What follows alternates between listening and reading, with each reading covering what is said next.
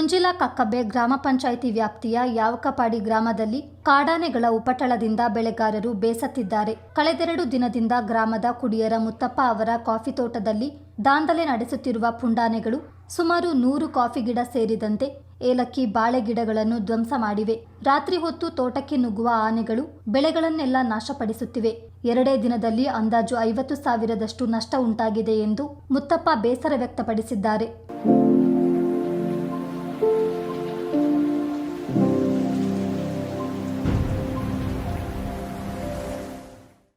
ಈ ಹಿಂದೆಯೂ ಕಾಡಾನೆಗಳ ಹಾವಳಿ ಇತ್ತು.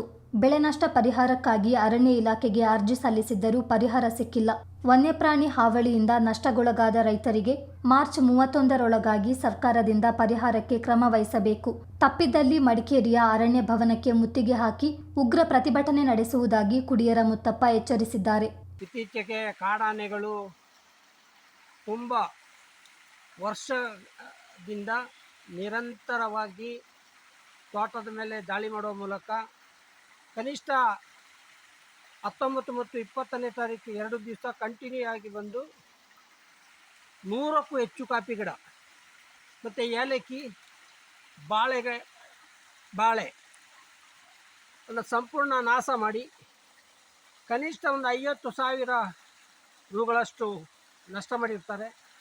ಇದಕ್ಕೆ ಅರಣ್ಯ ಇಲಾಖೆಯವರು ಖುದ್ದಾಗಿ ಪರಿಶೀಲನೆ ಮಾಡಿ ನನಗೆ ಇದಕ್ಕೆ ತಕ್ಕ ಪರಿಹಾರವನ್ನು ಕೊಡಬೇಕು. ಮತ್ತು ಇತ್ತೀಚೆಗೆ ನಾವು 1.5-2 ವರ್ಷದಿಂದ ಪ್ರತಿ ಸರ್ತಿ ಬಂದಾಗಲೂ ಪರಿಹಾರಕ್ಕೆ ಅರ್ಜಿ ಕೊಟ್ಟಿದ್ದೀವಿ. GPS ಮಾಡಿ ಕಳಿಸಿದ್ದಾರೆ. ಪರಿಹಾರ ಯಾವುದೇ ಕಾರಣಕ್ಕೆ ಈ ನಾಲ್ನಡಿ ಹತ್ತಿಗೆ ಬಂದಿಲ್ಲ. ದಯವಿಟ್ಟು ಈ ಮಾರ್ಚ್ 31ರ ಒಳಗಡೆ ಈ ಎಲ್ಲ ನಷ್ಟ ಪರಿಹಾರಗಳನ್ನು ಸರ್ಕಾರ ಒದಗಿಸಿ ಕೊಟ್ಟಿಲ್ಲ ಅಂದರೆ ಅರಣ್ಯ ಭವನಕ್ಕೆ ಮುತ್ತಿಗೆ ಹಾಕುವ ಮೂಲಕ ತೀವ್ರವಾದಂಥ ಒಂದು ಪ್ರತಿಭಟನೆಯನ್ನು ನಾವು ಹಮ್ಮಿಕೊಳ್ತಾ ಇದ್ದೀವಿ. ಕಾಡಾನೆ ಹಾವಳಿ ಹೆಚ್ಚಿರುವ 4 ನಾಡು ವ್ಯಾಪ್ತಿಯ ರೈತರಿಗೆ ಇದುವರೆಗೂ ಪರಿಹಾರದ ಹಣ ಬಂದಿಲ್ಲ.